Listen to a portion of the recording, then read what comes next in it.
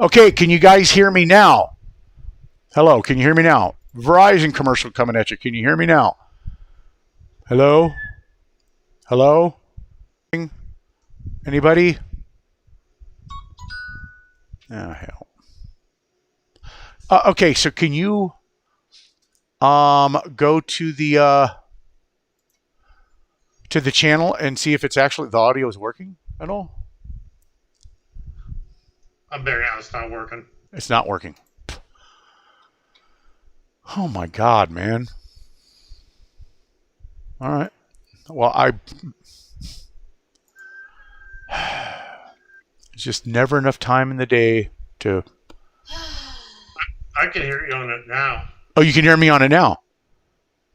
Okay, you can hear me from the live stream coming out of the channel feed. Test. Can anybody hear me? Like. When gnats okay, so I guess they can hear me now. All right. Yeah, that's why. You shut up. I am on here live. Please. All right.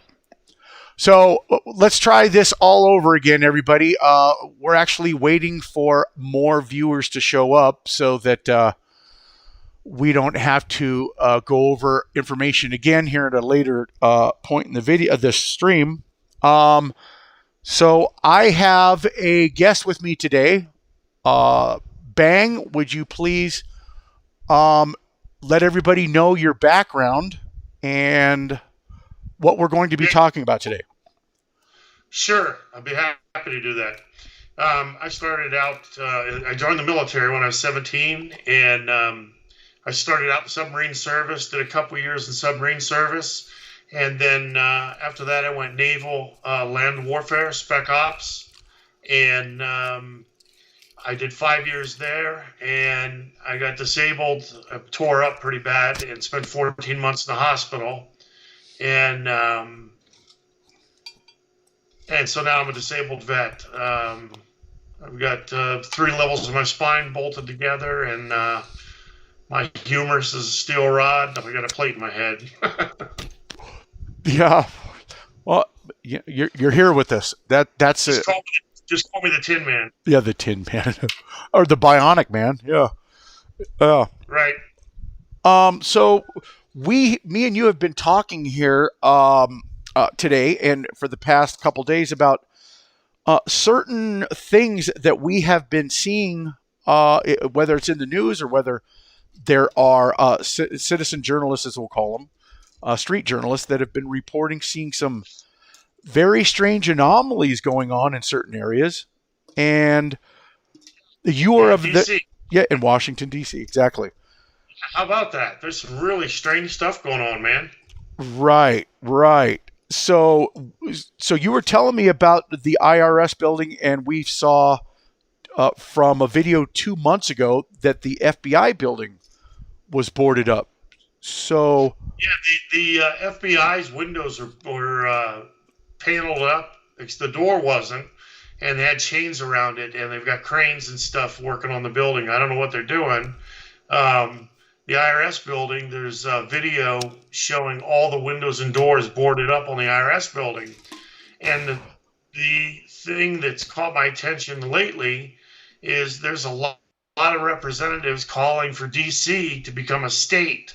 In fact, there's a bill right now before the Senate that wants to have D.C. dissolve the corporation and become a state. And that doesn't make sense because they lose a lot of their legal and liable coverage then. Exactly. And that's one of the major points that when you brought that up, my mind started clicking immediately. Right. Well, it could be if they become a state, right? Right. It could be the World Economic Forum. The currency, U.S. currency dissolves, and that could be part of this dark winter thing Biden keeps repeating. Right, and you were mentioning that the Federal Reserve prints out the money right there from Washington D.C. Right? Yeah, it's correct. That's what, for now they do. I mean, but if they go to a state, I don't know what happens then, man, because they're not a corporation. I don't know. I don't know how that'll work. Well, see, I'm thinking that the very reason why the Federal Reserve prints the money in Washington D.C. is because, well, technically, you would have to be like not on U.S. Land or part of the U.S., so to speak. You understand what I mean? Because the Federal Reserve is not any part of the U.S. government whatsoever. It is a Right, but I mean, but they've got print houses in Philadelphia and in San Diego. But I'm saying they're headquartered in D.C. and they do print there too. They have a print location there. right. But I just wonder how that would work though. Like if DC lost its corporation status and became a state, what are the implications? How does that going to work? I mean, like you were talking about the flag with 51 stars. Yeah, exactly. And so, everybody out there listening, do you guys remember that there was a video? Well, actually, it wasn't a video. It was a scene that we were seeing, like it was the president or somebody was there, and there was a flag, and somebody had pointed out that flag had 51 stars. Does anybody remember that? And I did cover it on my Professor Doom 1 channel. And of course, they took all my videos down, so I can't bring that up. But that was there. And so I'm wondering if that was some kind of indication that they knew that there was IRS is headquartered in Puerto Rico. Okay, that's a possibility. That makes sense. And, before we continue on, I do want to say that there are people saying hi to us out there. Stilgar, how you doing? Everybody else out there? I appreciate you guys coming to this live stream. So getting back to that whole flag with 51 stars, do we know that it wasn't like put there because of Washington, D.C.? That makes the 51? Or is it that they had some kind of foreknowledge that Washington, D.C. was going to becoming a state sometime in the future? Does that make sense? Bang. I'll leave. Yeah, no, I'm listening. I just I'm trying to think about that. I mean, and I'm actually looking at one of the comments from Are You Aware? He says states are corporations too, and I'm thinking I understand that, but they're already a corporation. Why would you dissolve it and become a state? Is that corporation bankrupt, or are they just or they want to become a state just to become a state? I mean, think about it. Be the smallest state in the union. What is it, 3 miles across? And I mean, it's just, I'm just curious why they want to dissolve that corporation. Right. Okay. So it's kind of my mind has been reeling and thinking back to all of the events that I have covered that we have seen. And one of them that stands out of my mind is that when somebody had replaced the flag, well, actually they didn't, it goes deeper than that, but there was a flag that was up on top of a bridge. Do you guys remember that? I don't know if it was a Washington Bridge or somewhere in New York, but I think it was in New York, and the flag had been painted white. Or actually, they took an American flag and they covered it in white. So I hypothesized, are they trying to tell us that that this was an indicator that the United States was going down? Do you know what I mean? Yeah. So I mean, Klaus is really pushing this global reset, and he's got quite a few powerful corporations and people on board with him. I mean, Bank of America is one of them. There's quite a few. Right. Yeah. I shared the list of all of the corporations that are partnered up with World Economic Forum, and I pointed out that a lot of these corporations, they have some pretty dark, they got some dark stains attached to them. Nestle, Coke, General Motors, Ford, IBM, all them, GE. So well, the other thing that's strange too. What was it? A couple weeks ago, Wells Fargo and J.P. Morgan said they're going to stop accepting personal lines of credit. Right. So, I mean, that's either it's either they're losing money in that area, which I can't believe they'd be losing money in that area because there's millions of people, who are in good standing with mortgages and credit cards. But anyway, they're going to stop accepting personal lines of credit, and so I'm kind of thinking, why are the banks pulling away from this too? And I'm wondering if they're going in the direction, like I said, where the Great Reset is, where currencies are going to be dissolved. There's going to be a lag time, and then all of a sudden everybody's going to get a check, and that's what you get. Right. You know what I mean? Yeah. I don't know how it's going to pan out, but the timing, it just seems odd. Well, and I've pointed out to people that if we were to keep our eye on certain things before an event happened, we would know that something was coming. Like, take for instance 9/11, when you see that the airlines was being traded in the stock market very heavily, that would be an indicator something was going to happen, right? Well, I mean, theoretically, I mean, if that or the market's doing well, but you're right. There's only one of two indicators. Sure. And when you're looking at banks all of a sudden ending personal lines of credit, and you're seeing that with the Washington D.C. thing, Yeah, you start putting all of these indicators together that the evidence of a dark winter is already starting to materialize in front of us. yeah. Kind of, I mean, for me, I'm kind of thinking, Professor. I'm kind of thinking of stocking up and putting dry goods and getting the essentials and stocking up and maybe putting some extra stuff away just for this in the winter, just in case. Sure. Might not be a bad idea, to not only stock the pantry, but maybe pick, a closet and store some dry goods up and paper goods. You know what I mean? Absolutely. I mean, just because you don't know. I mean, and if nothing happens, you'll use it anyway. You know what I mean? Yeah. And don't forget that if it does kick off and you're going to need to utilize those supplies, well, you might want to have some kind of tradables handy because there's going to be other people who are going to be looking for certain things that you may have, and you may not have what they have. And so, yeah. Sure, cigarettes, alcohol, lighters, all that kind of stuff. Yeah, absolutely. That's all going to come into play. Yeah, yeah. So, yeah, to me, the timing of everything that is going on right now, and I hate harping back to this whole Deagle.com thing, because whenever I say it, just sounds goofy even mentioning that a website could hold the answers to what our future is going to look like.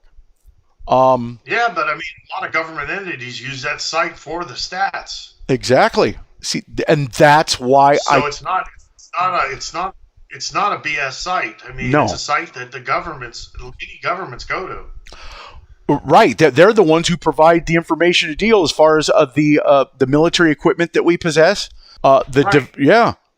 So they. Right. So 2025 is not far off. No, it's not. And the thing is that from the date, like, let's say if we were to go look at it right now. So it doesn't have any projections for 22, 23, 24. So we don't even know if the whole the depopulation of these countries that are involved in there is going to be manifesting itself even before 2025.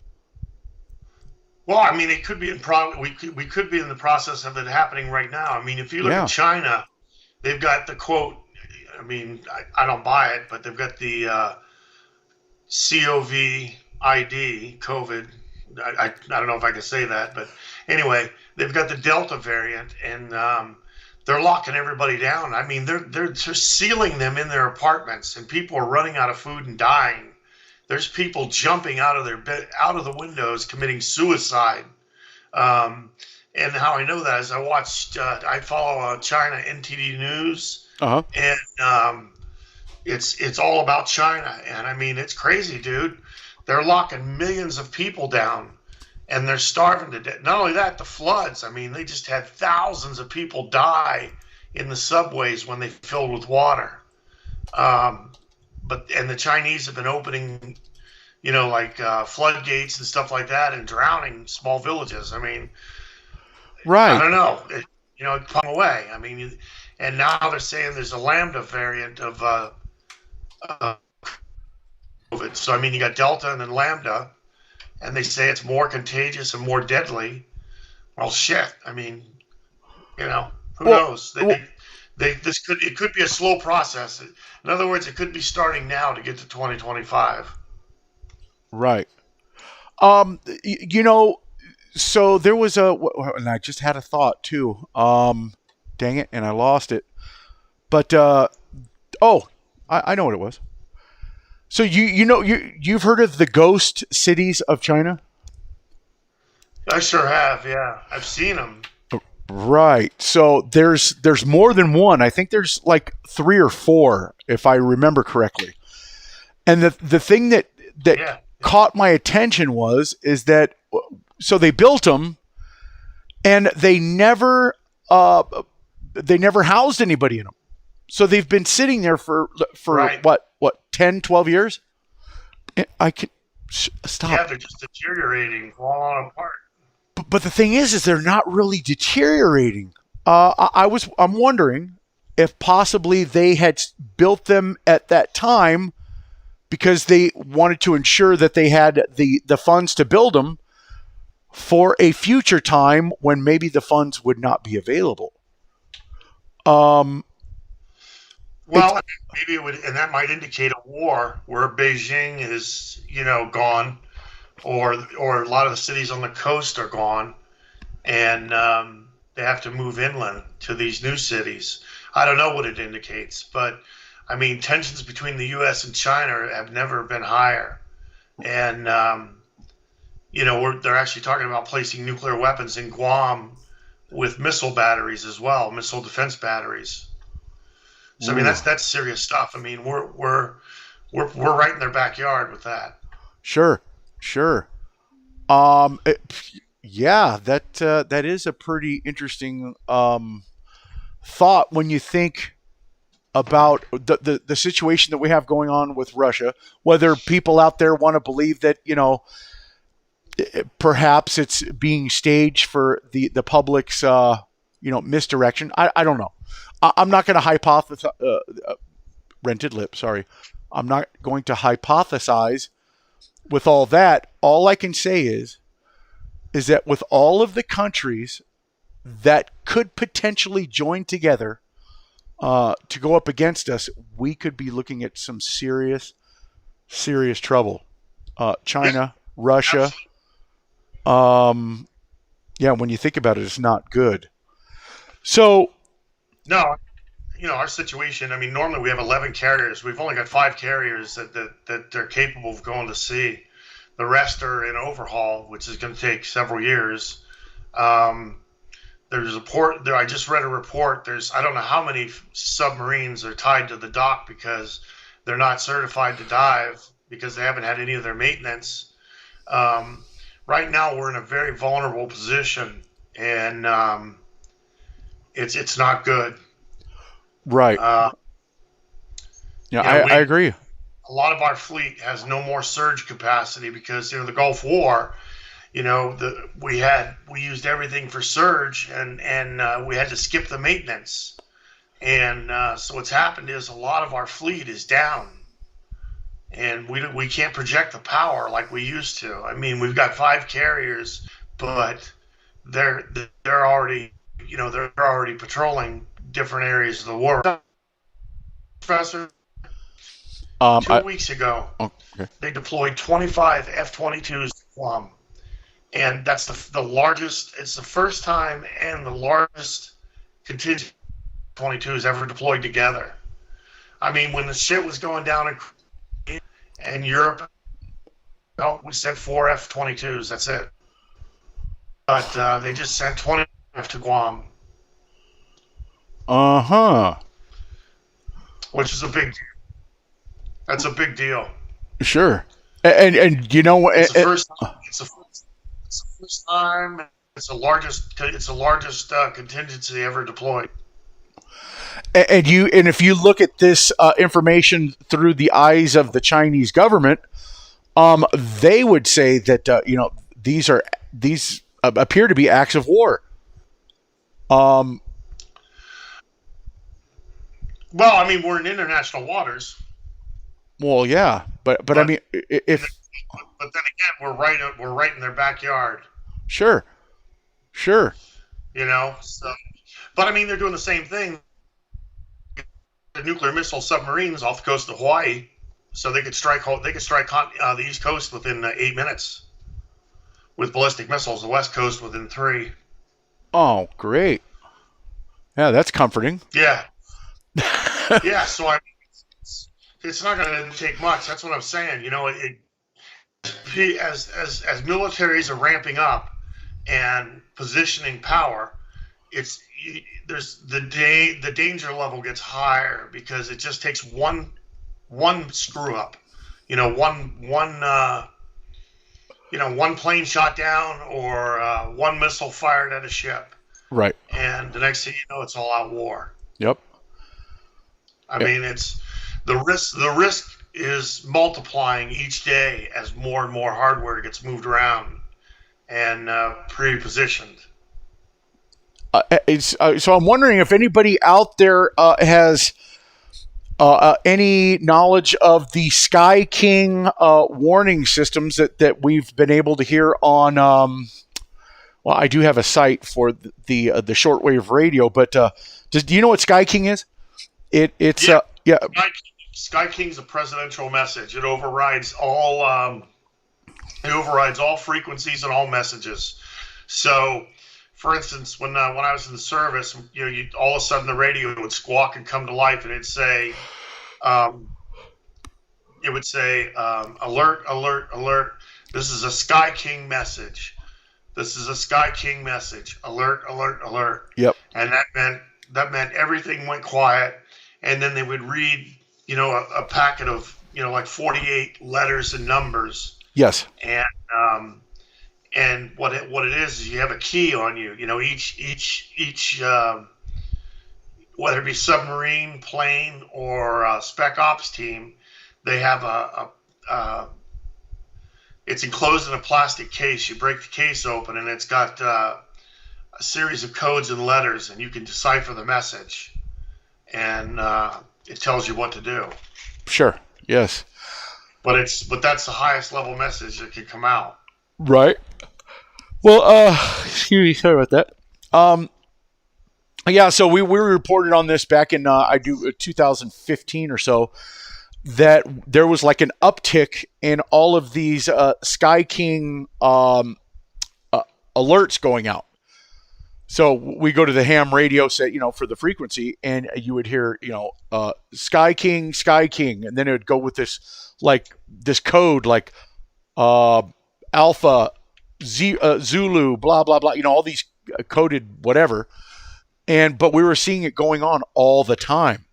So I'm just wondering if there's anybody out there who has any knowledge of whether these Sky King alerts have been what's the word I'm looking for? If they've been, increasing. Has anybody heard any increase in the frequency of those going on? But that might be an indicator also. So that's what kind of. I mean, that's this. Now we're talking the military side, but we will get back to the World Economic Forum and what's going on. But we're just talking military now because it's part of current events. Right. Well, that's exactly why. Are we seeing evidence of a coming dark winter? So militarily speaking, that would be one piece of evidence. We talked about the IRS building in Washington, D.C. being boarded up. We talked about the efforts that have been made as of late, the House Resolution 51 to convert Washington D.C. into our 51st state. They want to call it what is it, Douglas Commonwealth? Yeah. After Frederick Douglass. What about Dred Scott? What about Harriet Tubman? But if it's a commonwealth, it's still going to have its own constitution or its own rules. If it's a commonwealth. Right now, there's 4 commonwealths. So you have Rhode Island. I think it's Pennsylvania. Pennsylvania, Rhode Island, Virginia, and where else? Is it Vermont or is it? It's one of those up there. Yeah, New Hampshire, one of those. But yeah, I can't think. Right now, there's 4 commonwealths, and they have their own constitution. But that's the thing. If DC would still, in other words, if they're going to call it that, they're going to have their own rules and constitution. So I don't know how much the face of DC will change, but like I said, if they lose their corporation status, they're losing, a lot of legal and liability protections from past stuff. Well, yeah, I guess we could look at it that way. As far as like, if they were to change that and then someone go, hey, look, they changed that. Now I can sue them because now they're under a whole completely different color of law. Right. You would not be able to, you would not succeed in court with that because when it was operating in a different color of law is when the incident happened. You see what I'm saying? So right. Well, in the Commonwealth, who knows? The Commonwealth could have rules that make it impenetrable. Right. Yeah. It depends on what they write. Sure. So yeah, some of the other indicators out there, I was hoping that some other people had some insight to share. So we talked about the military. We talked about Washington, D.C. Does everybody remember this castle fortress that was being built in like a mountaintop in Colorado? And it was I was just wondering, can we get that on the screen? Yeah, we can. It might help some of the listeners. Yeah. If we could do it. Oh, shoot. Yeah, that would be yeah. It might be handy, for some of the viewers, for some of the listeners, if they could actually view what we're talking about. Sure. And the thing was because I just remodeled here, I didn't have everything here set up for me to do that. But okay, so Colorado mansion. Okay, let's see what that does. All right, let's see. Dang it. Yeah, I figured that was going to be too hard. Okay. Anyway, I will. Huh? Not doable? It's doable. I just got. Will you stop? What do you want? No. I am on here right now. Please stop. Please. Okay? I know. I will. Okay. Sorry about that, everybody. I apologize. I am sitting my girlfriend's daughter while she's at work, so please bear with me. She is important to me, so I'm going to have to do what I got to do. So Colorado mansion. Now that's not going to work. So what would be the search to put in there? Colorado house. Colorado mountaintop mansion. To become new government. Let's see. Let's see if that works. Nope. Of course not. Okay. Anyway, I will. I was How about not. you look in your history because you pulled it up earlier. No, I didn't. I never. Yeah, I did not. Let's see if I can find it, man. Yeah. I'll see if I can find it. Hold on. Okay. But anyway, for you guys who will remember, there was this big, huge fortress that was being built in Colorado. And then don't forget, we also have the Denver International Airport that it's been hugely speculated on that that was going to be like some underground governmental, like a continuity of government in case we were to face a situation like a dark winter, or the United States were to go down. So yeah, when you think about Washington D.C. being changed, convert or being switched into a state, what does that mean for the government seat, or for the corporate America as we know it? Is that why that whole fortress in Colorado was being built for this very moment now? That's a possibility. All of these things that we have seen in the past now come into my mind as going, well, hey, maybe that explains why that was going on. Or that flag that was up on a bridge in New York, how someone intentionally went up there, took the flag down, and put another American flag that had been all painted white. And what did we say that indicated to us then? That someone was putting the message out there that the United States was going to be going down. Don't forget, what do you have with the I Pet Goat 2? Do you remember how it was George Bush, the son, and then all of a sudden he popped into Obama, and then Obama's looking out the school window at the flagpole, and the American flag was rent. It was ripped in half, and it flew away. So what were they trying to convey with that message?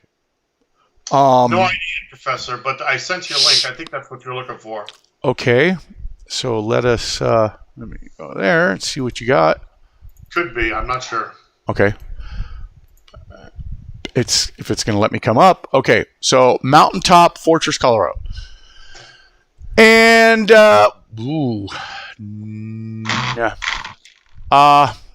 okay. I think Is that not the one, or? Nope. No. Wait, maybe it's in Missouri. No, it wasn't. Was it Missouri? Oh, maybe it was. I thought it was Colorado. Okay. Check that out. But yeah, so, well, then I guess I might as well shut up because I don't know what I'm talking about if it was actually built in Missouri. But yeah, so getting back to the whole reason why we even started this live stream, I put out a 5-part video series about the not only the World Economic Forum, but what did I see? How does my mind work? What do I see going on in movies or magazine covers, commercials that indicate that there are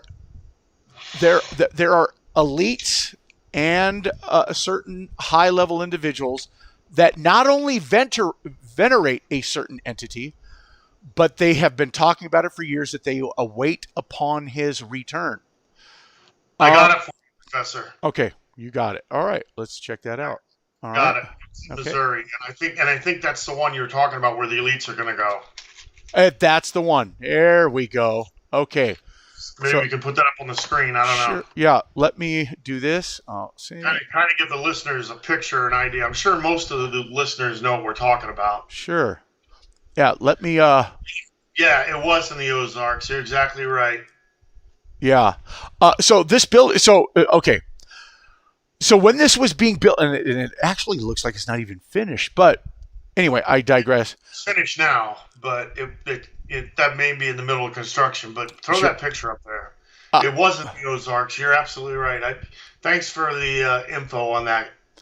Yeah, my memory's slipping. But usually my memory's not like that. But yeah, okay. So Ozarks, Missouri.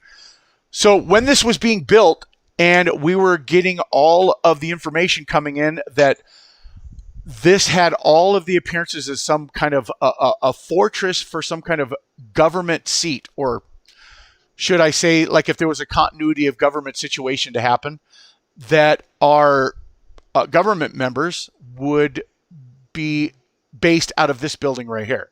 Do you remember that? Am I saying that about right? Yeah, exactly.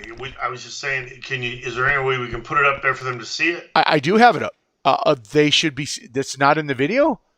I don't see it. Do you guys see it? Oh, heck.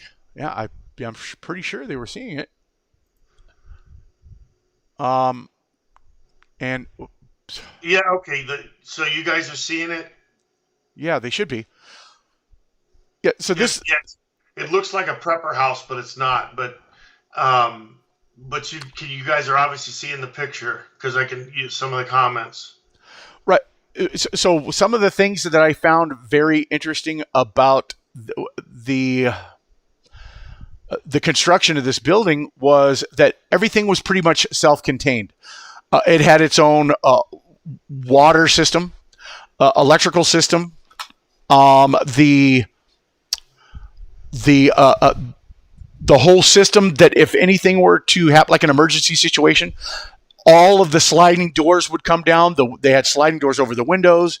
It was just like amazing to me that someone would pay to have this building built. Like they were assured that something was going to happen in the future requiring them to, be in a secure location. You know what I mean? Does that make sense? Right. I mean, continuity of government from DC. There's underground high-speed rails that would go to Fort Weather, Mount Weather, Okay. which is in Virginia. That's the FEMA headquarters. It's called the FEMA headquarters, but that's a facility that goes 6 stories below the ground. Really? Oh, wow. Yeah, it's Mount Weather is pretty intense. Try driving up the road to get up there. You'll see how quick they come out with submachine guns and guys in black. That's not, yeah, that's not the only place I've heard of stuff happening like that. No, there's facilities all over the country, man. Yeah. But I'm saying the fastest and closest safe place is Mount Weather, Okay. and there's a high-speed rail that goes directly to it. It'll hold 3,200 people. Okay. So I was remembering when there were people stationed outside and this was in the Ozarks too. You remember the underground tunnel system in the huh? That house below that house. No. I'm talking about it was covered in conspiracy theory by Ventura. Yeah.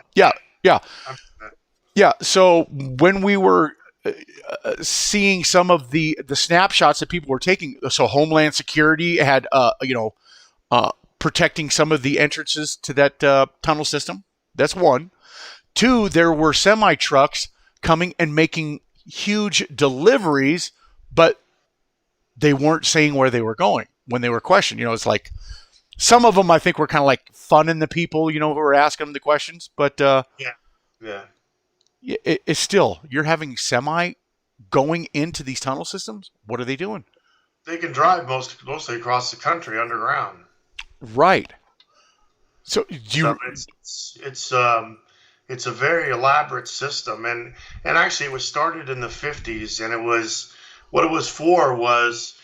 in the Cold War, the U.S. military was afraid that if the country was nuked, that the radiation, the fallout, they couldn't move troops and supplies, so they started building these underground tunnels so that if the U.S. was nuked, they could move troops and supplies underground to locations where they were needed. Right. And they just expanded on. I mean, like during the Obama administration, they went bullshit. I mean, they doubled it in size during Obama's term. They spent, the black budget was trillions of dollars. Oh, yeah. I mean, dude, just think of what Rumsfeld said just like the day before 9/11. Well, we got $2.1 trillion we can't account for. And the very place that we need to look, well, the next day it gets hit at the Pentagon. So, yeah, you're right. These black op or these black funds that they've been using the money from. So where exactly did they get all the money in the 50s to do all that at? You just got done with World War II. You're now in 1954. You had the Korean War start. So where was all this money coming from? Well, it was actually funded by the government and the OSS, which became the CIA. Right. And now most of the stuff's funded by the CIA through dirty ops. Like running guns across the border, drugs coming into the country. The CIA, they sell drugs and trafficking children and pornography. That's where the CIA gets its money for the black budget. Yeah, and it still kind of amazes me that when I brought up the whole Franklin cover up, um, you guys remember that story? That was the whole Johnny Gosch, and you remember Johnny Gosch? It's believed that this reporter guy, uh, Jeff Gannon, I do believe his name was, that he was a reporter for the President Bush Jr. And he had a gay porn site and all this other stuff. And so the thing is that the information that came out over all of this is that Offutt Air Force Base in Nebraska was being used to transport these kids for sex trafficking over to the East Coast to political elite figures. So yeah, that'd be a CIA op. Exactly. And that's why I told you William Casey was involved in all that. The evidence shows that he was. Right. So that makes sense. But that's how they got their money to dig the tunnels. Right. The point is the tunnels are in place, the elites are protected, but the World Economic Forum and what's coming is what I'm really concerned about. I mean, I want to know who's pulling the strings. Like if DC becomes a state, is there a UN body that then starts, takes over? How quickly is the World Economic Forum going to enact this plan? Are we seeing signs of that with the viruses? Because, now we're on the Delta variant and they're talking lockdowns again. Right now the future in the United States is looking pretty grim. Biden's already talking about lockdowns again and masks and vaxes. Yeah. So, is this what's going to go down in the fall and the winter? Are they going to go door to door and try and vax people? Are they going to release a deadlier variant of a virus? What's going to happen? How are they going to do this? Yeah. Well, and that's why we have to keep an eye on all of the things that materialize leading up to it, so that we have an idea of what's coming, how it's going to come, who's going to be doing it. Yeah, you're right. So that's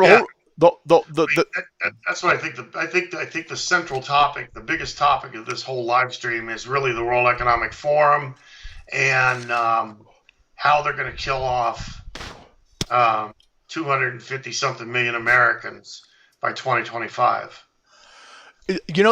Talk about the World Economic Forum. I want you to think about something for a second. So I want you to keep that in mind, that I was talking about the Franklin cover-up and how, when that was all got exposed, okay, you had the whole Pizzagate situation materialize before us with John Podesta.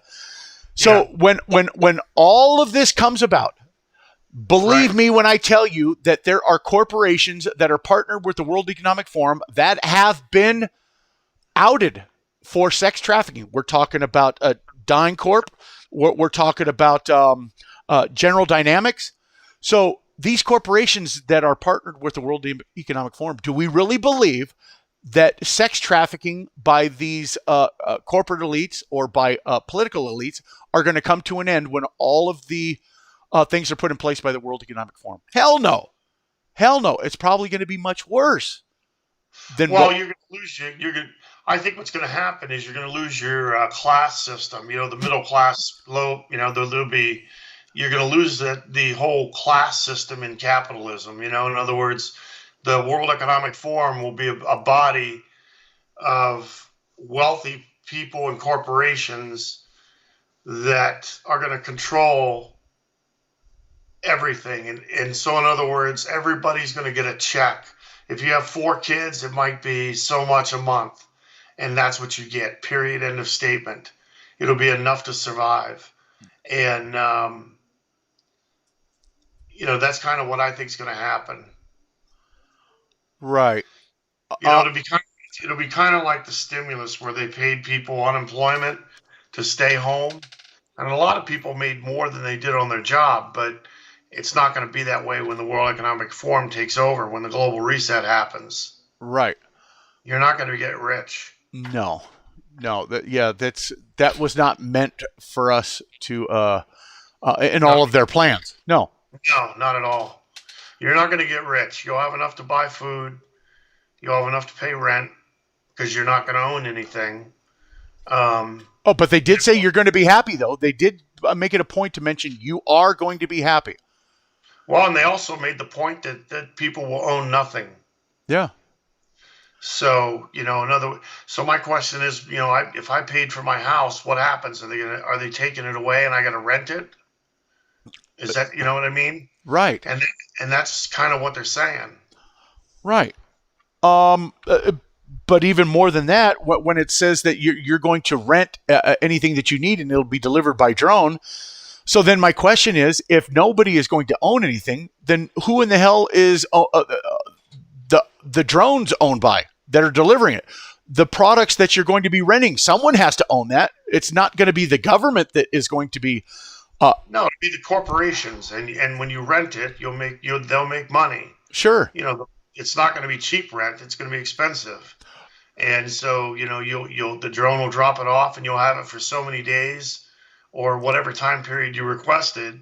And you'll have to pay each day that you have it in your possession. Right. You'll be responsible for its physical condition. And when it returns, if there's any damage, you're going to get a bill. Right. So does everybody understand the whole law when it comes to corporations or the corporate body? Is that they are considered a person under the law, where they can sue and be sued. So what I mean is that now we're talking about a corporation as a person. So when you say that persons are not going to own anything, then how is it that a corporation is going to be in ownership of anything? Well, because they have made it a part of their plan that corporations are going to be in control of everything. And when you think about it, all of the dirty, underhanded things that we've seen from some of these corporations, that all they care about is control of world resources. We're talking about water. We're talking about oil. We're talking about whether it be the gold in the BLM lands, because technically we as a public own those lands. But tell me, when have any of you been consulted about who gets to extract the gold out of any of those mines? Nobody.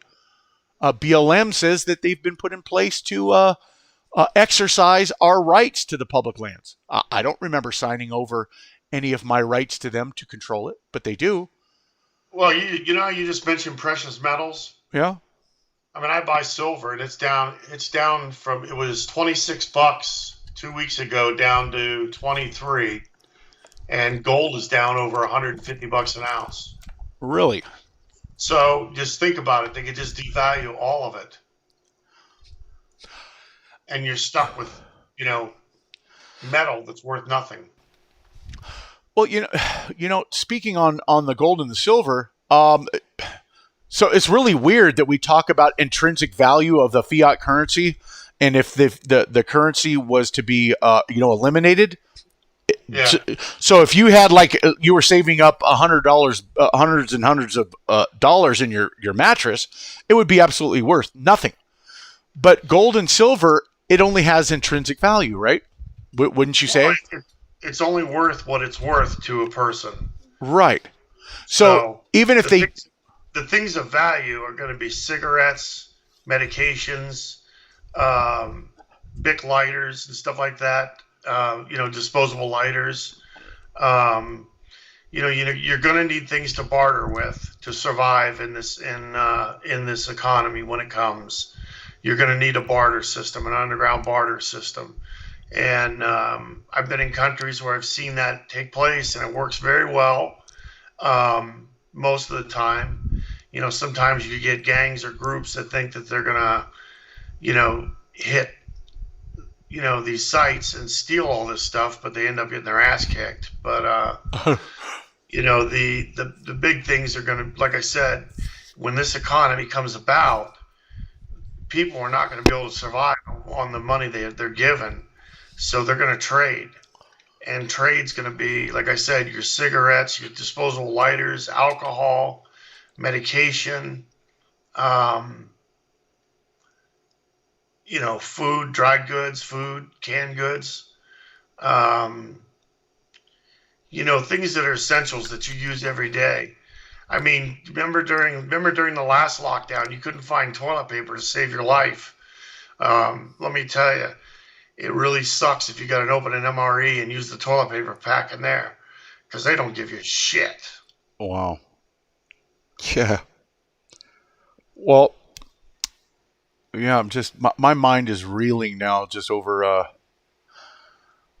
just stuff that we've been seeing in the past that like were huge red flags or should have been. Well, I think I think this is a precursor. It's telling us what's coming and what we need to do. Right. And like I said, my thing would be, I think everybody needs to set a little extra aside on payday and start buying dry goods, canned goods, essentials for their family, and just store them in other closets or spaces inside the house. And then certainly don't share that information with other people, because you don't want anyone else to know that. But I think we're seeing the precursor with these virus variants and the talk of new lockdowns and all that stuff. I think one would be wise to start stocking up on stuff. Right. I know. Speaking for myself, I've already started stocking up big time. Right. What's really sad when you think about it is that a lot of the population has no skills when it comes to survival outside of a supermarket. They don't even know how to camp. You know what I mean? I mean, New York has 3 days worth of food. That's it. Right. So if the trucks stop coming, you got 6.5 million people that are going to start starving. Right. And let me tell you something. I've been in countries where they'll kill you for a can of soup. Sure. So, yeah. So I mean, it's Yep. When if you get and the one thing I learned was, you never get between a starving mother and her baby, because she'll kill you. Right. She'll go to any extreme to take care of her baby. Right. Yep. So it's what I'm saying is if this unfolds as we're saying it unfolds, there'll be a loss of civility. I mean, people will lose, it will go to the next stage of rioting, fighting, and things like that. Well, right. Right. So we're talking about resources that these people don't know how to acquire, like back in the day with trapping. We don't have any of that anymore. People have been removed from those skills, so to speak. So when big cities, let's take Chicago, for instance. Oh, you think that you see murders going on weekly now. When you see people who are starving and they want other people's goods, yeah, there's going to be people dying left and right. It's not a place that you're going to want to be. No. Yeah, exactly.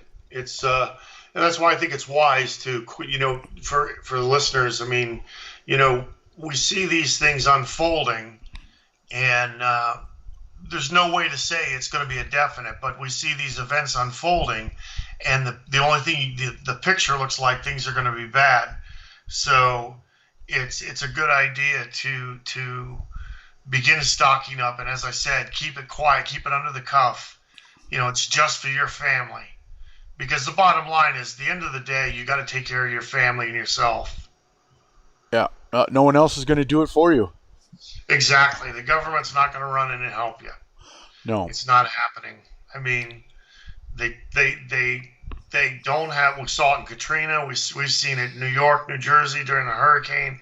They don't have the resources, and it takes that. And because of the bureaucracy, it takes them forever to just get to you, to just put together what they need. When we were viewing the whole Hurricane Katrina as it was happening, and And the thing was, is it kind of showed you exactly how I don't even say not prepared. I want to say that you had a government that was inactive or was subverted. There was nothing they could do. I mean, thank God for the churches and the Salvation Army and, the local charities and stuff, because that's what really saved everybody. Well, right, but you're talking about breakdown in civility.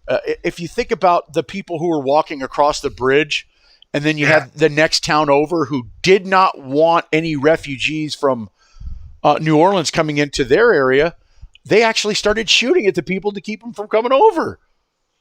Yeah. I mean, that's what I'm saying. That's what'll happen. Communities will become fortresses in themselves, and they won't let outsiders in. Yeah, absolutely. You had inaction by the government that there was water that was available to be sent in, and they were intentionally, subverting Just look at the stadium. My God, how many people died in the stadium and the sewage that was overflowing and stuff? I mean, Jesus. Yeah. The government couldn't even. They just kept them locked in the stadium for the whole time. Yeah. So it's right there. Like I said, and what we're getting at, people listening, is you can, based on past history, you can see the government is not capable of coming in and saving you. They're not going to be there for you. Right. You need to prepare for yourself. It's going to be. And it's an understatement when I say this. If I say it's going to be much worse when all of this comes about, it's probably going to be magnified by 10. That you're going to be seeing a lot of lawlessness. You're going to be seeing the loss of civility, and it's going to. A lot of it's going to blow your mind. Seeing it all happen and not have any kind of law enforcement available to do anything, or a military that's going to be available to come in and rescue anybody. But so talking about the military 1 second about all that. So a question came up in the radio show that I was on the other night, and they were talking about military being asked or ordered to be vaccinated. So if you had, let's say, 80% refuse to be vaccinated, would that decimate our military? And two, would that make it ripe for the United States to be invaded, taken over, or to be foreign troops to be brought in? What are your thoughts on that?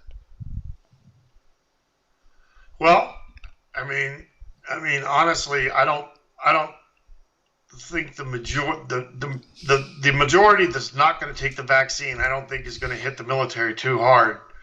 But I can see quite a few people resigning or getting out. But I think by and large, the younger population will take the vaccine and follow orders, And as far as what they can do on U.S. soil, there's posse comitatus, so they're limited to what they can actually do as far as helping or deploying on U.S. soil. Right. So it's I think you might be talking, if there's 1 million, you might be talking 50,000 that won't take the vaccine and they're gone. Right. Huh. So I don't think it'll be too hard of a hit. You know what I'm saying? Right. So were you in the military at the time of Desert Storm? Yeah. Okay. So you remember that there was a condition, or I should say an outcome to a lot of these military personnel when they were vaccinated for warfare over in Desert Storm. Yeah, we had a whole slew of it. We got anthrax vaccines, all kinds of stuff we had to take. In my condition, I had a reaction to it. What is it? something Hodgkin's reaction or something, but my tongue swelled up and closed my throat off, and my airway was blocked. So every year I've got to go back and get an anthrax vaccine. No shit. Yeah, yeah, Wow. yeah. If I don't get that vaccine, I'm in trouble. So just looking at that information, Yeah, how can we believe that a vaccine that they claim that they've created in just a matter of months without any kind of clinical testing or anything is safe for the public? How are they going to sell that to the people when you think about errors in the past vaccines? Or I should say, well, I mean, there's already been 2,000 people who are who are infected with COVID right now that have been vaccinated, and so it's no good. you know, so it's not an effective virus. It's not an effective vaccine. Um, and myself, I won't take the vaccine. I think that your body's defenses, you need the bacteria, you need exposure to that stuff for it to build up defenses, and that's why your body naturally survives. You know, and really, what are we talking about here? We're talking about a virus that's really just a bad case of the flu.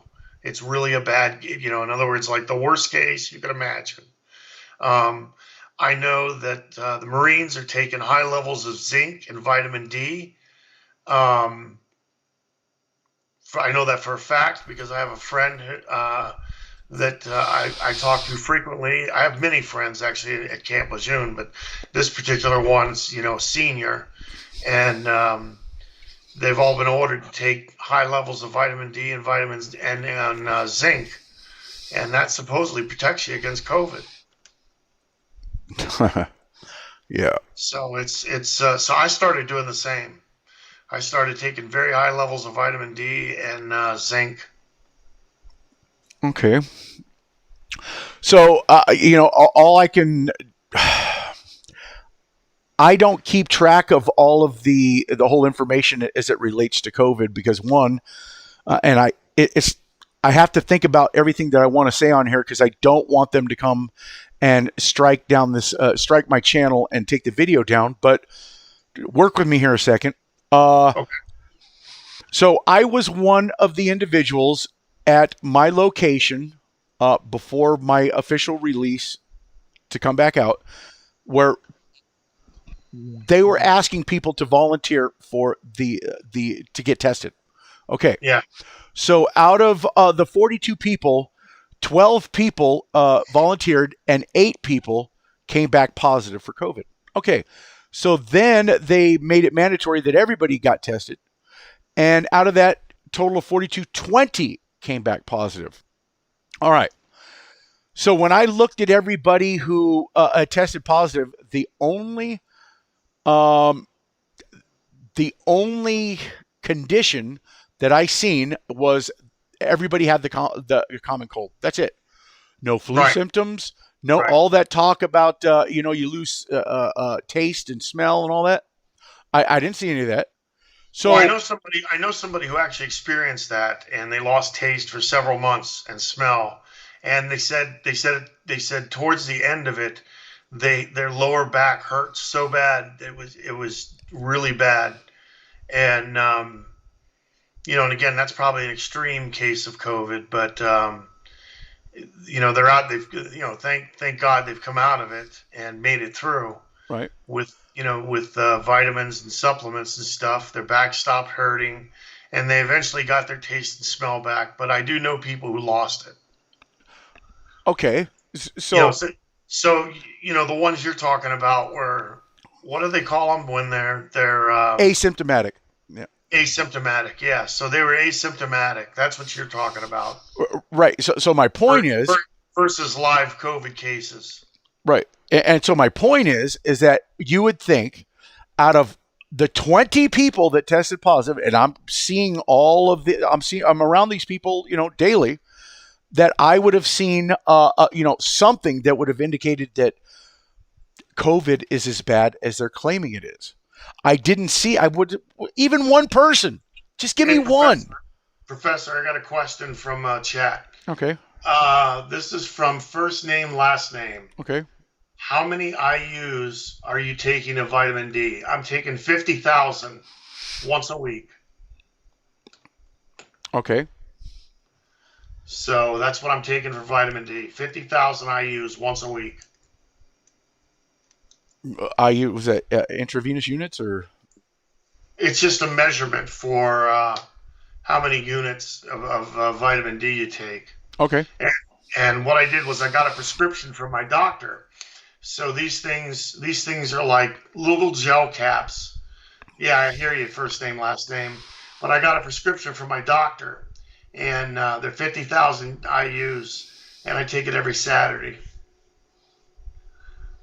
Well, it must be safe because they gave me a prescription for it.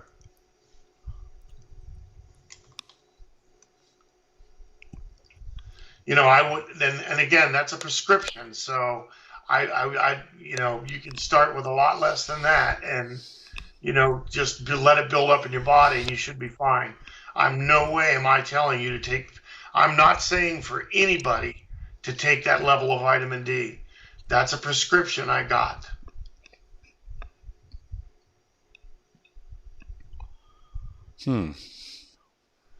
So. Yeah. If you take 5,000 units of D3 daily, let that build up in your system. I think the main thing here to everybody in chat is you want to build up the zinc and the vitamin D in your system. And if you just take it regularly and as it says on the bottle, your body's going to build up a resistance and your immune system is going to become much stronger because we don't get enough of zinc and we don't get enough of D. So I think if you're smart, I would take what the bottle says, follow the instructions, and see what the maximum level is, and follow that. But like I said, in no way, mine's a prescription, so I'm not telling anyone to take that. Yeah. So, but you already know this. I was one of those people who tested positive. Yeah. And to me, that's why I don't even like this information that's coming out on all that. It does not excite me because I was one of those people who, tested positive and nothing happened. All that they're asymptomatic, all 20 people. Come on now. So the thing is like, how did all of the 20, right? Not one of them showed any kind of, evidence that this whole thing was as real as they said it was. That's all I was saying. That's all I'm getting at. Right. You're questioning the validity of the actual virus. Right. But and I'm going to throw this in here just in case your YouTube questions this. We are not saying COVID is not real, and we're not saying that people did not die from COVID. We're just questioning how severe COVID actually is.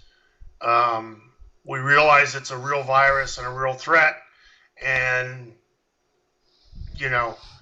but we're just questioning how big a threat is it to us, and can we protect ourselves naturally?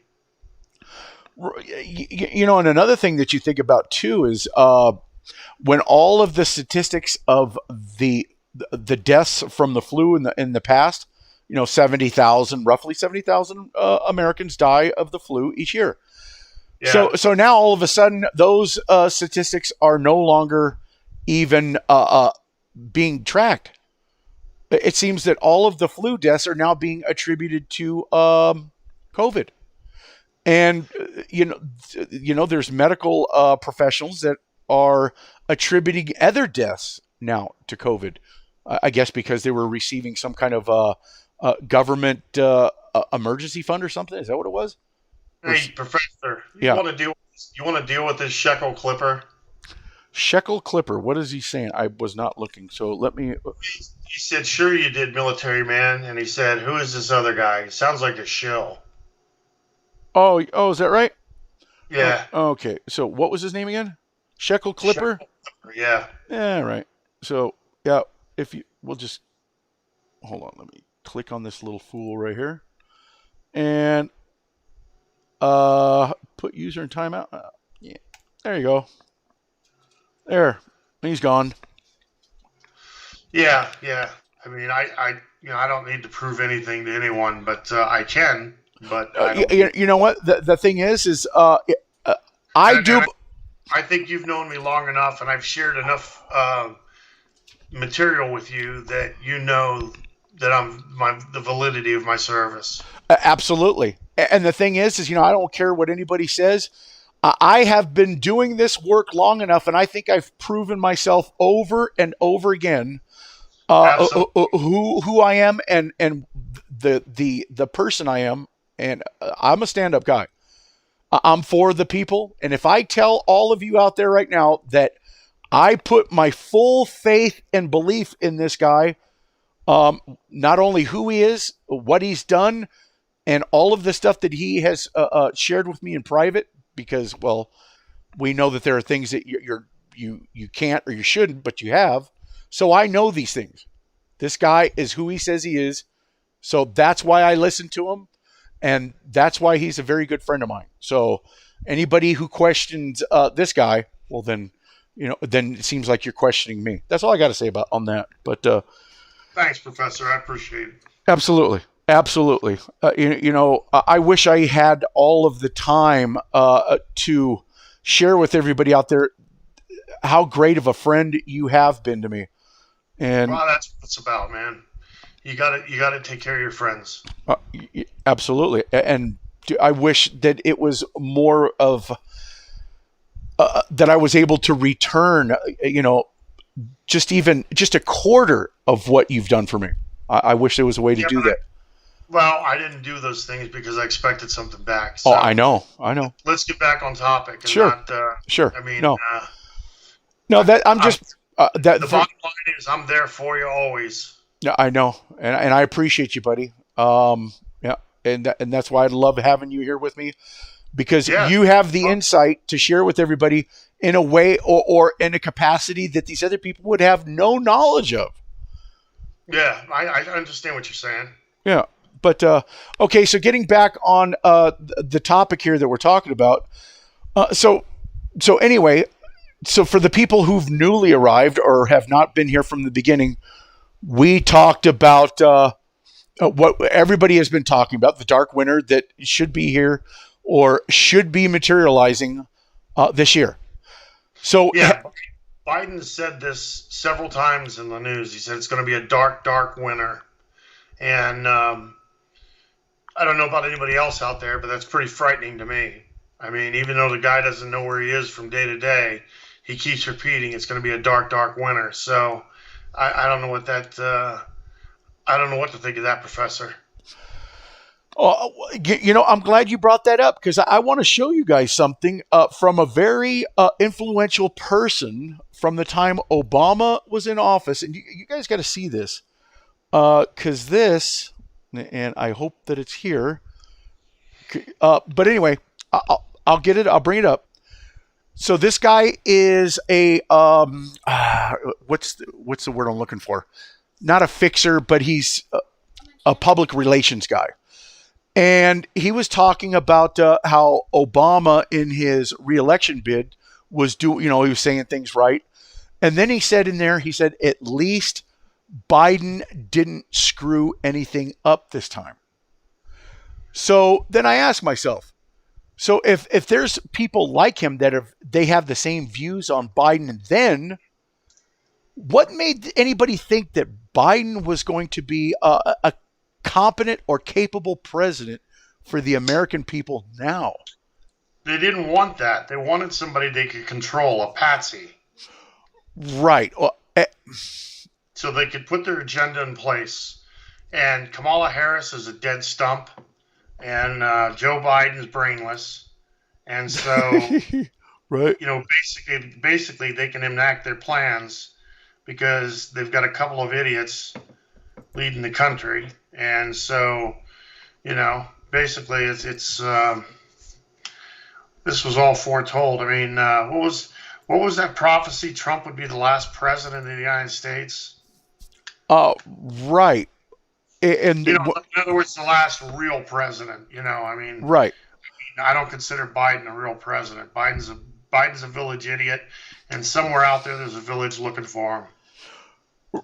Well, we're talking about the book series back from the late 1800s, Little Baron Trump, and there was what was it? There was a second book, and then the third book in the series was called The Last President. Right. Right. So that came out. So okay. So here we go. I want to show you this right here. So this guy, his name is it Paul Seidel? Something like that. So he goes on to write right here. Fraser P. Seidel. Michelle provided the personal insights. Bubba provided the performance justification. And Biden provided, well, at least he didn't mess anything up. So who's the guy who's speaking? Well, you see, it's this guy right here. Mr. Fraser Seidel, crisis management expert, who happened to be in the employ of the Obama re-election, whatever it was going on. So yeah, this guy, he was close to Obama and Biden at the time, and he was seeing that Biden is a complete freaking doofus, a complete doofus. So, is that the document you got up right now? Yeah. See it. Is it a letter or a document? No. This is an email from, and his email name is Yusaki at AOL. Okay. Yeah, I see it. Yep. I see it. Yeah. So yeah, he there's I got a couple other stuff for this guy, and you can see right here he's connected with the Rothschilds, the Rockefellers, and I have also emails regarding all of that. So anyway, my whole point is that that if you are one of these people who knows behind the scenes, man, it's like, Biden, really? I don't know. Even if you want somebody that you could control tons of other people like a puppet, it just, how could you sell him to the American public as being a competent, capable president? Yeah, I mean, he's lost his mental faculties. I mean, his screw ups are unbelievable. I mean, if he deviates from the teleprompter or the cards in front of him, he's screwed. My favorite's when the reporters throw a question out there that's not on the agenda, and he tries to answer it, because then he gets in trouble. Then the shit starts rolling downhill. Right. And I can just see the people behind the screen going, "Get him off stage! Come here! Yeah. Shut him up! Shut down the mic! Shut down the mic!" Yeah, exactly. Right. Yep. Right. Throw a blanket over him. Get him out of here. Yeah. Yeah, you're right. But to me, it's like, it's a joke. This has got to be like some freaking huge joke that they've pulled on us. It's the Wizard of Oz, dude. It's the Wizard of Oz. Yeah, exactly, dude. I don't know, but so yeah, there are everybody basically. I could just sum it up to you like this. We talked about the FBI building or the IRS building. We talked about strange shit going. Can I say that word? Strange stuff going on at Washington, D.C. And we're also looking at Washington, D.C. being converted into a state. So those are just some of the indicators that things are going to be changing. Well, they have been changing, but that dark winter that we have been anticipating is definitely going to be coming. So that's the key topic here, is the dark winter, which, I think is... again, a lot of this is directed by the World Economic Forum and the Bill Gates and Melinda Gates Foundation. Somehow he's the virus king of the world, the vaccine king of the world now. But the key on the center of this topic is the dark winter and what that means to Americans and how we can get ready for it and what we should expect. Right. Yeah. Is that about right, Professor? Yeah. I mean, everybody.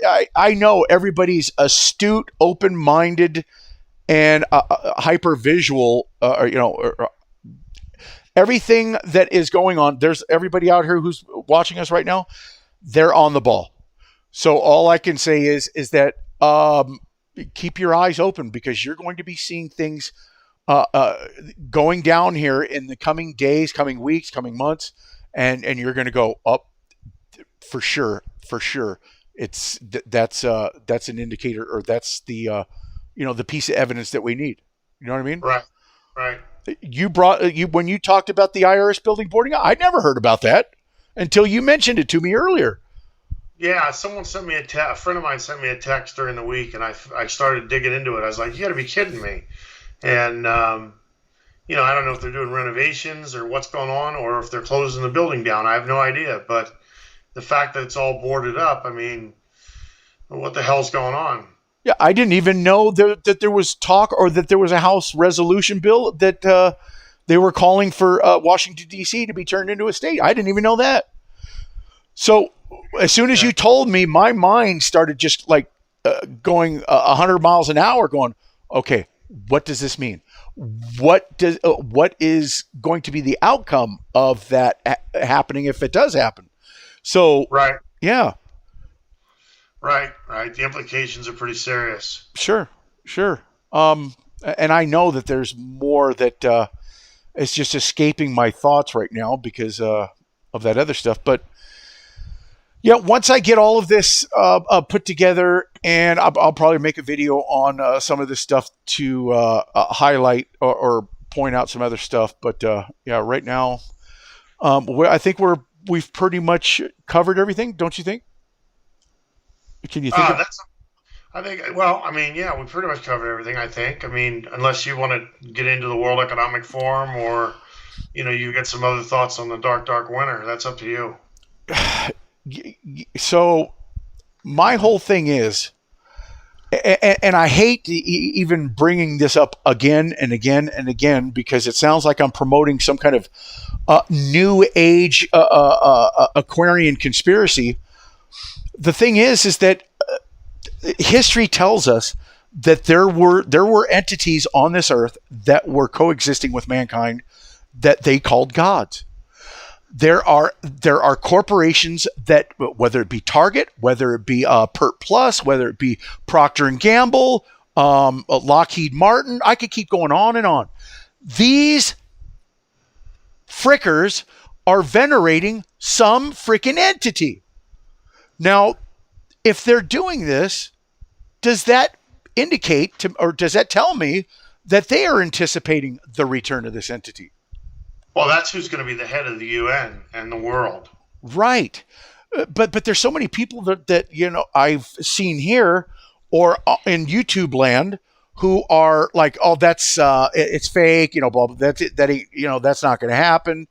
They're Well, going to have you seen the map where the UN and World Economic Forum have chopped the world up into zones? yeah, 10 zones. Yeah, 10 absolutely. zones? Yeah. Yep. So there's going to be governors over those 10 zones. But, I mean, that's pretty frightening. I mean, It is, but and so I, at risk sounding like a complete loon. So never. back when, yeah, sure. Back when Noah was, walking in the earth, according to the Bible, there's a time it says that it will be as it were in the days of Noah. So I want you to think about something. Was Noah? It also says nothing new under the sun. It says, that everything you can imagine has already happened is going to happen again. Right. So I ask myself, is Noah from the times of Atlantis? Because according to Plato and everything, he talks about the 10. He didn't call them zones, but he called them the 10 lands of Atlantis, and they each had their own king. But you had a king overall, and that was Poseidon. You had Atlas, all these other different names, but you had 10 kingdoms of Atlantis. And so I go back to this guy named Sergeant Dan Page, who was a police officer for St. Louis, Missouri, and he was having a what do you call it? A meeting with the Oath Keepers. Do you remember? Yeah. Okay. And he was showing the evidence that he had taken from his time in the military that the Clintons and others were going to be converting the globe or the world into these 10 zones. And I was going, Well, it's funny you say that. The Clinton Foundation. Have you read recently? The Clinton Foundation is supposedly broke now, no, I haven't heard that either. or No. the money, or there was some type of embezzlement or something. Yeah. Yeah. Yeah, That would be a live stream on that because there's a whole bunch of stuff to that too, Haiti and all that. But yeah, I hadn't heard that. But it really. So when I see stuff like that, all of a sudden my mind starts working on, well, isn't that exactly how Atlantis was structured politically back in according to Plato? Yeah. And is that what they're attempting to do right now? Because if that entity is returning, or when I say returning, I mean released. Is he like in Tartarus, Antarctica, whatever he is? But they are anticipating his return. They venerate him. It's talked about with the world servers. The World Economic Forum is partnered with corporations that also are involved in venerating this entity. Yeah. This age of Aquarius that either we're in or we're coming into is the golden age of man. That was ruled by Enki, Cronus, Saturn. yeah. So Yeah, it's quite possible. I mean, this entity. I think the first one will be a false prophet. In other words, it'll be his mouthpiece that's going to come in and talk about. He's going to create miracles, signs, and wonders that are going to be just wow or awe everybody as they see him, and then all of a sudden he'll step into the world stage and say, and he's going to promise peace. He's going to promise wealth. He's going to promise, you know what I mean? And you'll have so many years of that before there's war, I believe. I mean, I don't know. Well, and that's interesting that you say war, because that's exactly what Deagle.com's latest forecast reasoning why that they were coming up with those numbers. Yeah, war. And that's real stuff. I mean, man, that's serious shit. Because if you look at Deagle, the only countries that take the hit and lose millions and millions of people are white Anglo-Saxon countries. Yeah. Anglo-Saxon countries. So and they're all Western countries, democratic countries. But countries like China and Ethiopia and other countries like that, they're going to grow by millions of people. So it's in a way, it sounds like somehow the West is going to be taken down. And I don't know if that's financially, but then how do you account for the loss of lives? Right. It's got to be some type of war. Well, and one of the things that they were saying on that video, the one that I'm talking about is you will own nothing and you'll be happy, is that the prediction for the United States is we will no longer be a superpower. Okay. Right. I saw that. Right. So what would have to happen for that to be true? Because the United States is a superpower because of the people that are on this land. Okay. Well, we're a superpower because we have global currency because of the Bretton Woods Conference after World War II. So to take us out, all you got to do is devalue our currency or stop using it.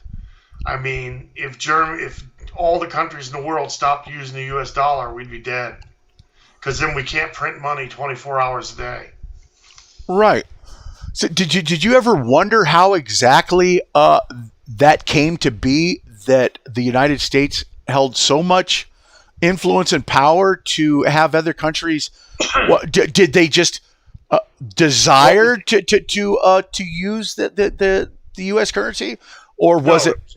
it was based on the Bretton Woods Conference because after World War II, Europe needed rebuilding, and they didn't have the money, they didn't have supplies, and so all these countries got together in New Hampshire, in Bretton Woods, I think it is.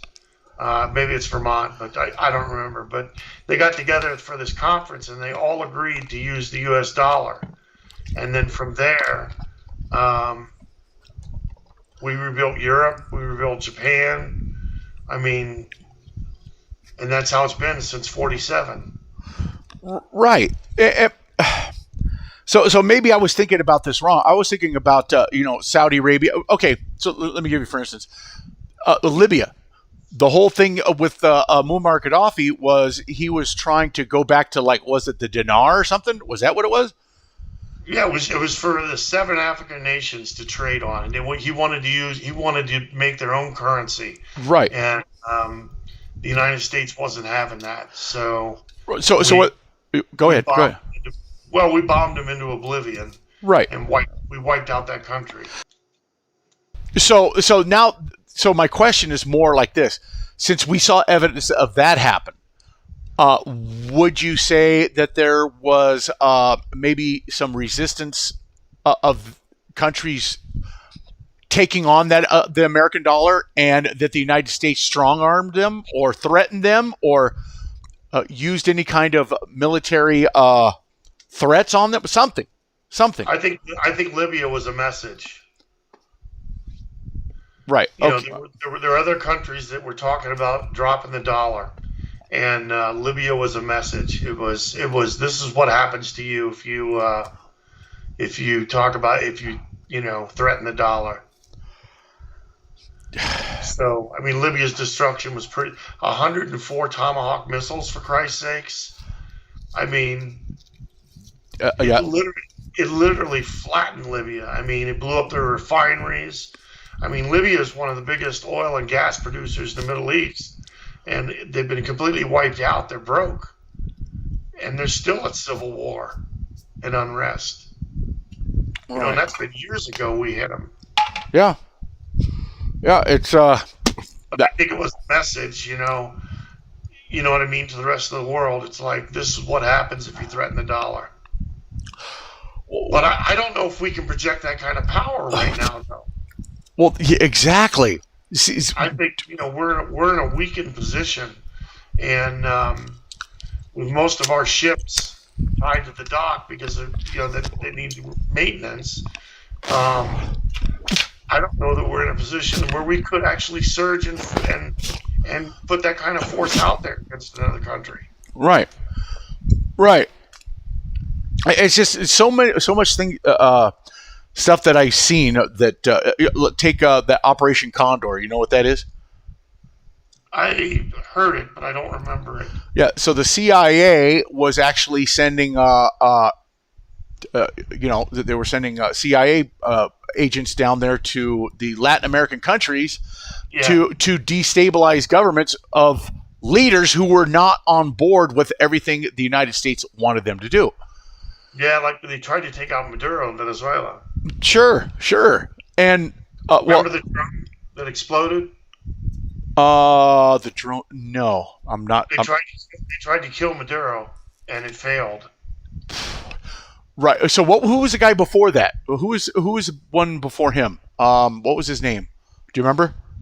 Oh, I can't remember, honestly. This has been a long time. Maduro was he was a bus driver. He was just an average guy, one of the people. Yeah. He's not acting like one of the people.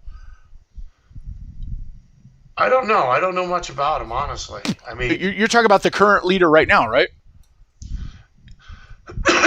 Yeah, but I know he's got deep ties with Iran, China, and Russia. Right. China's got an airstrip there. Yes. Russia does, and they could actually hit Florida with a nuclear cruise missile in less than 5 minutes. Oh, that's comforting. From that airstrip, yeah. Right. Yeah. Well, but before Hugo Chavez, that was his name, right? Hugo Chavez. Yeah. Yeah, Right. Hugo Chavez. Right. So that guy, the whole media was selling the American people that Hugo Chavez was he's despicable, he's this, he's that. As I saw it, he was providing for the people of his country, just like we would. He was actually making the oil available for the homeless here in the United States, for heating oils and stuff. So, well, remember he sent all that oil up to Rhode Island and New Hampshire during that winter right, when fuel prices were so high and the fuel we didn't have enough fuel. He sent it up free. Right. So why would you demonize a guy who from all appearances, he was exactly what Venezuela needed? Get this. He might have been what Venezuela needed, but he wasn't playing ball the way the U.S. wanted. And that's the thing. People don't realize Venezuela is one of the wealthiest countries in the world when it comes to gold and precious ores and oil and gas. And if they get the right guy in there and they can end some of the corruption and get these rigs and refineries running again, the Venezuelan people would be a very wealthy country. They wouldn't be a third world country. They would be equal to America. They would have plenty of food, plenty of things they need. Right now, it's just a friggin' mess. There's nothing there. Well, yeah. So now that my point is that the United States, even from I could take you back to the late 1800s, where U.S. Navy ships were sent into Japan, and they were strong armed that because Japan would only trade with the Dutch to that point, and the United States went in with ships, and they said, if you don't start trading with the United States, I have orders to fire upon you. That's real. That's real stuff. So what was this? What was this too? I think it was like 1897, and okay. I'm trying to think of the captain's name of the ship that was giving the ultimatum to the Japanese leaders. But anyway, you can look that up. Yeah. So the United States has used strong arm tactics to, I don't want to say get what they want, but to but you can say that. That's true. I mean, look at Standard Oil in China. How many people they killed? Yeah. Yeah. To keep the Rockefellers rich. Oh, absolutely. And was it Rockefellers or was it the Rothschilds that owned Standard Oil? No, it's the Rockefellers. That's Standard Oil. Yeah. Rockefeller. Yeah.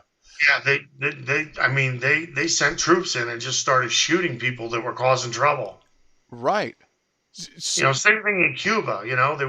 They said they wanted to bring Christianity to Cuba, and they wanted again Standard Oil was involved, and for a long time Cuba was ran by America. Well, there was also other corporations involved. United Fruit. Yeah. The whole sugar thing was Sure. also resources they wanted. Sure. Yeah. So the United States has done a lot of dirty, wet work to get what we want. Yeah. But I don't think today that we could even project a portion of that power. I don't think we have it. Yeah. Well, all I can say is for the world or for the United States to be no longer, I'm not saying the superpower, but I'm saying a superpower. That would be a huge thing. And I'm just worried about what we're going to be seeing that is going to make that prediction a reality. That's basically what I'm saying. I think you got to take it one day at a time. But like you were saying, they're dropping hints. They're putting messages out there, and things seem to be ramping up towards this dark winter. They're talking another round of lockdowns for the U.S. If you lock people down again, I think there's going to be violence in the streets. Yeah, and when we look at the first lockdown, you're talking about waitresses who rely on the food industry or the restaurant industry. They all the restaurants were shut down. they were Yeah. unable to work and feed their kids. So if you Well, got single but all this- moms that are pretty much decimated by one act, shut it all down. right, but you know what kills me? All the small stores, the mom and pop businesses closed, but Lowe's and Walmart were open. Yeah. And it was like, oh, I guess I can't catch COVID here. And those stores were packed Yeah. with people. So what makes Walmart more more Exactly. deserving of the patronage of the people than the mom and pop stores? Exactly. That's it. Just, man. Well, I think that we pretty much covered everything, and I need to get her fed. Okay. Yeah. So, buddy, it is always good to share with you all this stuff and to share all this with everybody. It's been great. I really enjoyed being on the show. Thanks for having me. Oh, dude, every time that I have a live stream, you're more than welcome to to join in every single one with me. I love having you around, and your input and everything you share is awesome. So I'll take you up on that. yeah. So everybody out there, I do appreciate you guys attending this live stream. I wish that I was more. I wish I was more here and able to share with you what I'd like to share. But I have a lot of things going on around me that's not YouTube related that my mind's on. So with that, I will just say you guys have a good one, and I will be seeing you guys some more in some videos. Until the next live stream, everybody, we'll see you then. All right. Thanks, everybody. Be safe. All right, buddy. Yep. I'm Bye. going to end this now.